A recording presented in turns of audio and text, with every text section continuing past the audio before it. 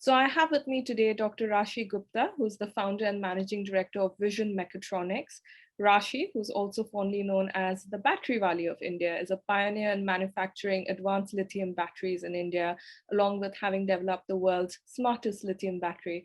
Rashi, thank you for doing this interview with India Global Business. We're delighted to be speaking to you today. So I thought we could start out with, well, obviously the EV sector, given your role as the batterywali of India. Well, we've been noticing that the EV sector has been experiencing quite a rise in popularity in recent years, with a new survey conducted by EY showing 41% of consumers across 13 countries are planning to buy a car, saving their next vehicle will be a plug-in, which is quite a different trend. What do you think is driving this sudden growth? Well, thank you for this opportunity first, Ishita. I think the first and the foremost point is the fuel prices. Number two, it's the pollution that is created, so environment awareness, climate change. And the third is that most of these are, this could be a second vehicle.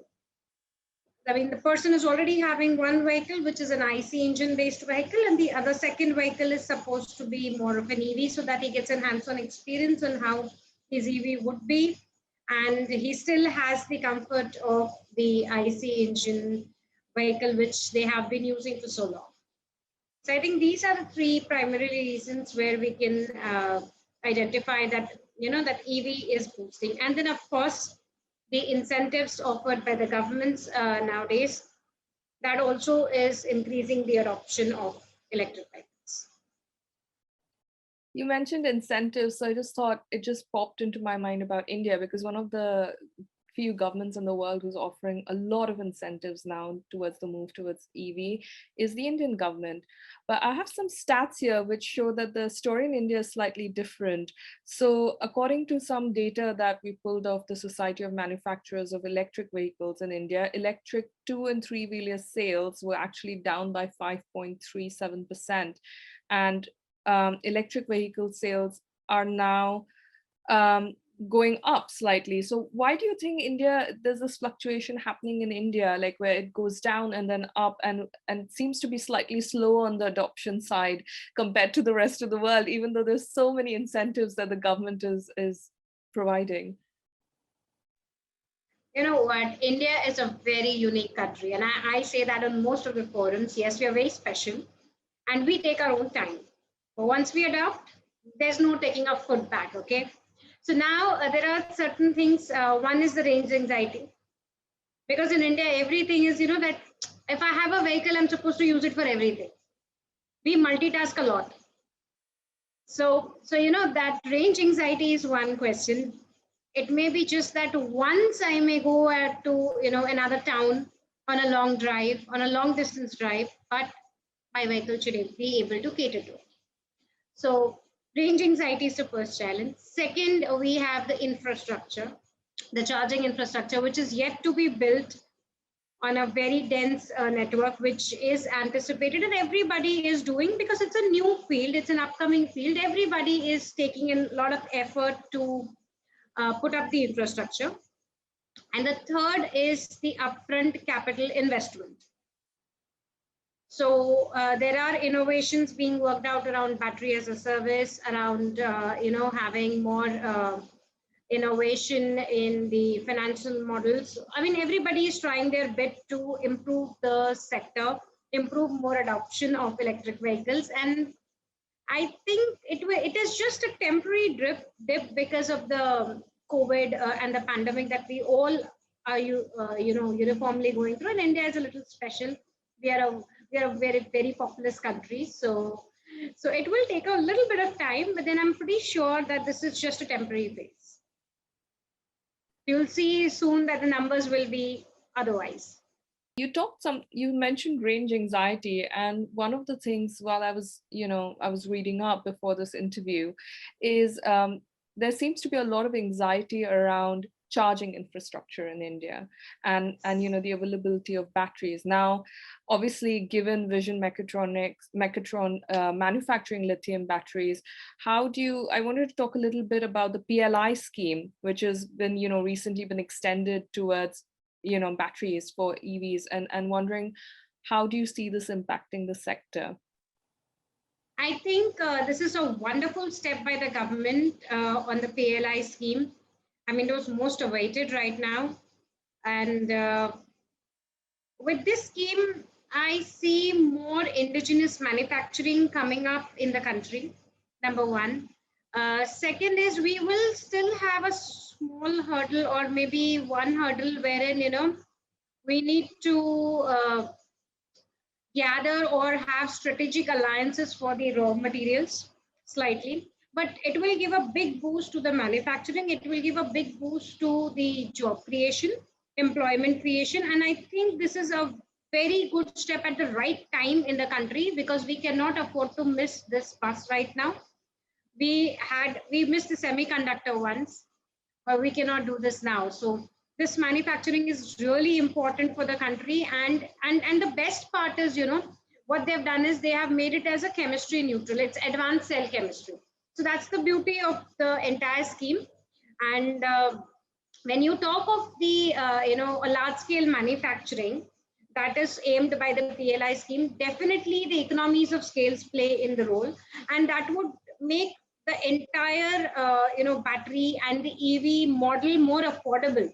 Because if you see 40%, roughly around 40% of the cost is just of the batteries in the entire EV. So if we can have something innovative out there, or if we could reduce the capital investment or the per kilowatt hour cost by manufacturing it in India, I think we would have a much faster adoption of the EVs as well as energy storage, both together in the country. And that PLI scheme, I think, is going to do it. Let's see how this shapes up. But I think it's a good and a very welcome step by the industry at the right time. You mentioned the hurdle, actually, and that was going to be my next question. So you kind of naturally touched on that. So I just wanted to sort of dig a bit deeper, because you talked about the availability of minerals, and obviously lithium is one of the few rare minerals. And a lot of this is being dominated by a certain communist country that shall not be named. So how do you see that? I mean, obviously there's this monopolization of rare minerals that is happening in the world, and then you've got countries like India and Europe and US that are looking forward to charging forward with mass adoption of EVs. But how do we find that balance, and how can this hurdle be actually overcome, or can it be overcome? Where there's a will, there is a way. Simple as that, okay? And there is a will in the country to do some nice manufacturing, to do some innovation, and I'm very sure we can overcome this. The government, industry, everybody is working towards making this a success. So I'm pretty sure that alliances can be worked out. It is really not a problem. I mean, there are resources available in other parts of the world also. So you can have strategic alliances which can help you get this. And at the end of the day, I think it's trade. So what matters in trade is the most obvious thing, money. And if you can actually correlate this in the right sense of the business terms, it is doable. I don't see a challenge out there. I really don't see a challenge, because there is a lot of will by everybody in the sector to take this forward and to really achieve this case. So I think this is doable. While we're on the subject of lithium and procuring lithium, I'd really keen to hear your thoughts on this, because I don't know a lot. But so a lot of people are talking about recycling and extracting lithium. Now, EVs are known to be more environmental friendly, given that they don't have so much, they don't have combustion engines, they're not pushing out poisonous gases in the air. Yet, battery manufacturing is not known as the most environmentally friendly process. So it does add this sort of certain paradox to it. So what are your thoughts on that, this kind of slight paradox? And also, there isn't much of a recycling infrastructure in place right now in across the world. So you've got all this large mass adoption of EVs happening, but we are looking at a few years down the line a problem of having too many EV batteries that are being dumped. So again, I would love to have your thoughts on this. Okay, that's very nice that you've touched upon recycling.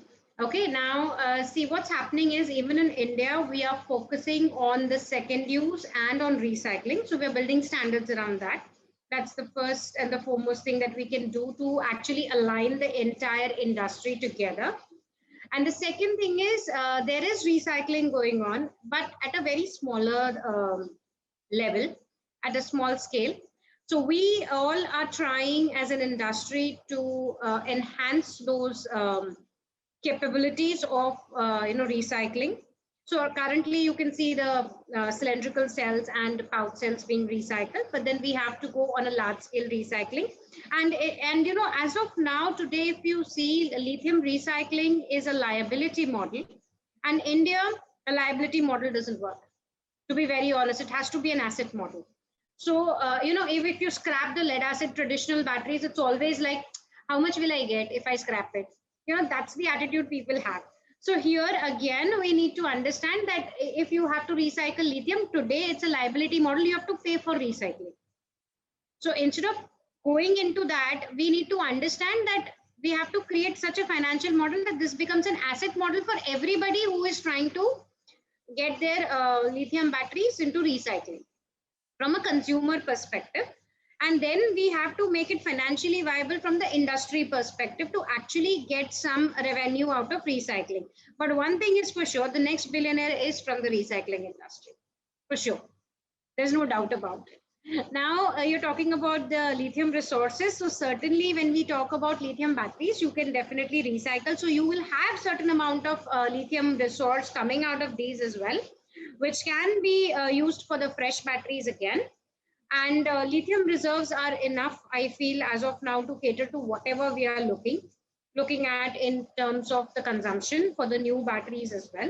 And last, I also feel that we all should focus on hybridization, on combining multiple technologies together, which will give you the best of all the worlds. And that is what we need today. We need the best of the best technologies to come together, to collaborate, combine, and then be used to get the maximum benefit out of both the technologies or multiple technologies for that matter.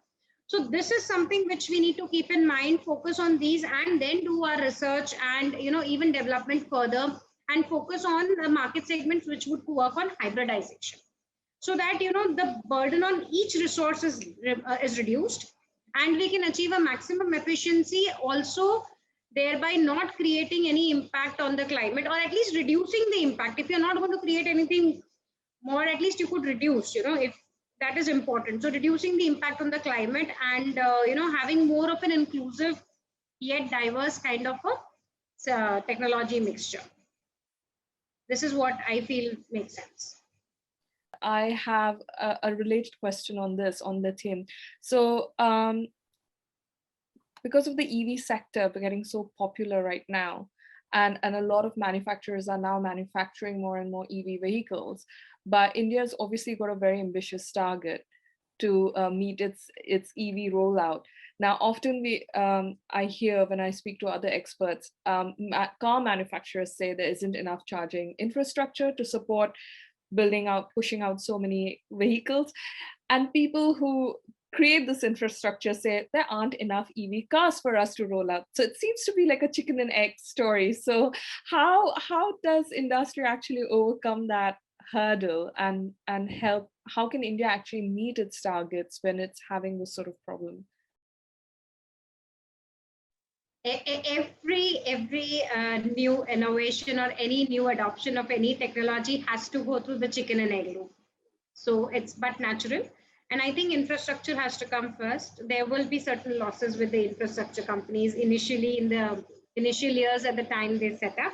But then this is going to move on, and then it'll just shoot up. It'll skyrocket, and that's when you have your revenues coming in. So I think infrastructure first, because that would give a confidence to the consumer. And second is having more choices. The consumer today does not have many options and choices to choose from. Like, there are only very few models in terms of the four-wheeler segment. Two-wheeler still has some options available, but the four-wheeler segment is very limited. The buses segment is still very limited. So if we can have more and more models and options given to the consumers, I think this adoption will be faster. Thank you. I'm going to sort of deviate a little bit away from lithium and EVs. So IGB hosts a number of boardrooms every year, and one of our most successful boardrooms this year was Women in Leadership. And I just thought this would be a really fantastic time to actually touch upon a little bit about your leadership in a particularly male-dominated sector, and to then earn this moniker of batterywali of India.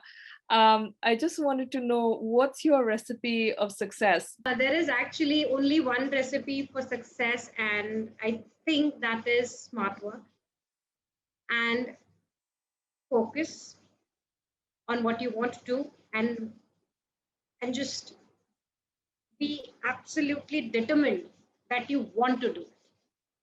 So, this is, I think, the recipe of success for me, at least. This worked for me very well, and I've been just focused, on batteries. Right now on batteries, I mean, we have other divisions also wherein we do robotics, where we started with robotics. Renewable energies, we ventured a bit, and then we realized that, energy storage, the niche segment, is something that we want to be into completely. So I think my focus, determination, and a will that I want to do it in this sector is my recipe of success. And about the glass ceiling and male dominated society, I think, it's very important to know your subject well. So when you technically prove your points, when you are just saying sense, you're talking sense, and you're to the point, it works. I think it works.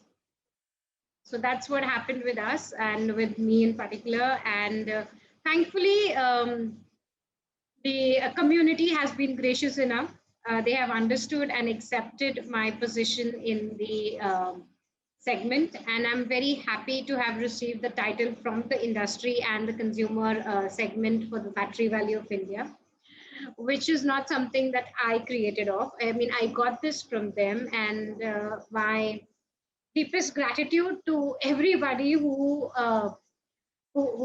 tells me, who talks to me about that, and says, about that batterywali of India. So I'm happy about it, and I've accepted that name, and I'm now working towards, having every bit of it lived. Just living up to my name completely. That has been the title that has been offered by the industry. That's actually quite refreshing to hear, Rashi, because often, I myself have faced it. A lot of women face hurdles in terms of, particularly entrepreneurs, in terms of getting funding, just simply because they're women, or simply because they're young women, even before they can, even before they can open their mouth and talk about their subject matter. I agree with you. I had a similar event with me with funding. I mean, the company is completely bootstrapped till now. We haven't got any funding from anywhere. Funding and this venture capitalist rounds and everything is now very open and available. When we started back in 2009 and stuff, it was not that available so easily. And then when you talk of women entrepreneurs, they're like, who's the man behind this? You must be only on the page title to sign the papers, right? You're just a titular head. I'm like, no, I'm not the titular head. I'm the one working on it. I'm actually the one who is driving this entire story. Like, oh, is that so? I mean, that's the expression you see. It just drops on your face. So true, I have also gone through the same thing. It's not easy, but then now times have changed and they're changed for good. And I really see that, a lot of women can now come up into these STEM roles, into the main core STEMs. And there is actually now that acceptance has started.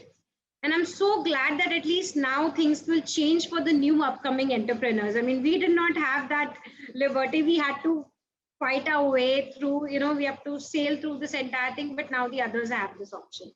So I'm pretty glad about it. My last question, I wanted to touch upon what you just said about, the new generation of women coming through and having it not as difficult as you probably had. And one of the topics that's really close to our hearts right now in terms of women in leadership is mentorship.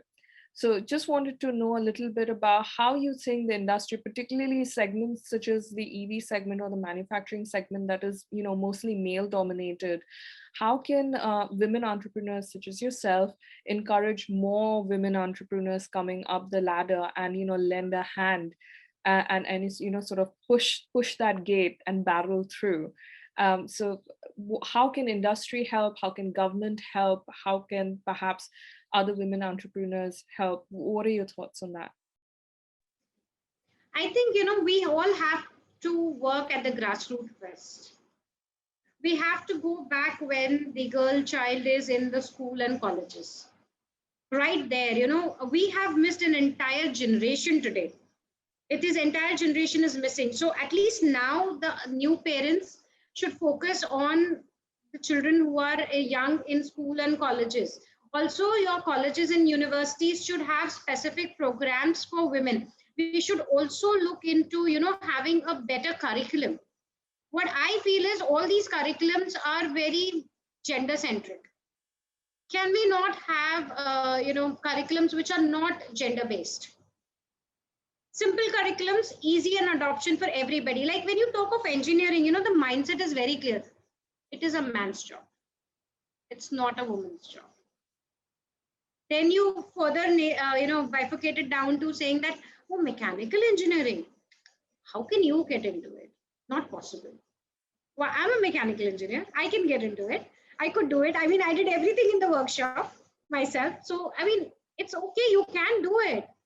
Imagine the pain a woman goes through in the entire life cycle, and engineering is not difficult. I mean, and next thing is we need to change the mindset. The traditional mindset is that women are only meant for the softer roles, which is not right. I mean, we can do all sort of roles. We may excel with the softer roles, but we are good at the other roles as well in the STEM industry. So we need to understand those and we need to highlight and change the mindset.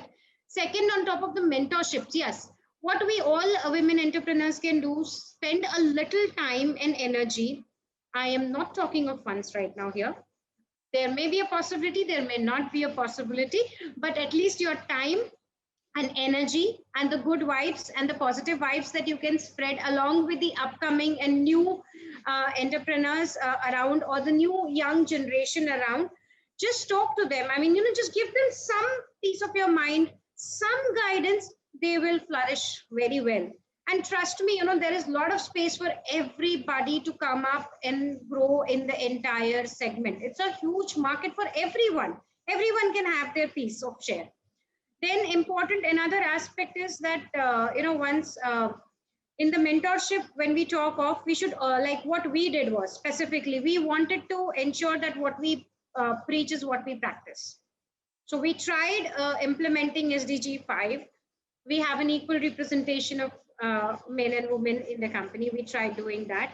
Not an easy task at all. It was very difficult to recruit women at this at the at every level. Where you have a male representation, you needed a women representation. It was not easy, but then with all the efforts of the entire team, we have been able to achieve that. And it is like all the strategic roles are by women, and that has given a very, very fresh perspective to the entire company, and it has helped us grow a lot. So I think women can bring a very fresh perspective to even the STEM industry. And this is a decade of transformation. This entire decade is a transformational decade, and women have already begun to be at the forefront of this decade. And I think this women will lead it, and women will transform the entire way the energy sector is seen. And not just energy sector. I mean, I think every sector, we need more women there. I think that's how it's going to be. Thank you. I really particularly, I mean, what struck me really was the point about certain industries being the curriculum being gender specific. It was something I hadn't really ever thought of. So that's certainly given me a new perspective on looking at things at grassroots levels. So thank you so much for sharing your perspective and your thoughts today. And it was absolutely a pleasure talking to you. And I look forward to, mapping Vision Mechatronics and your success within the industry. Thanks so much for your time. Thank you so much, Ishita, for having me. Thank you. It was a pleasure. Thank you. Thank you.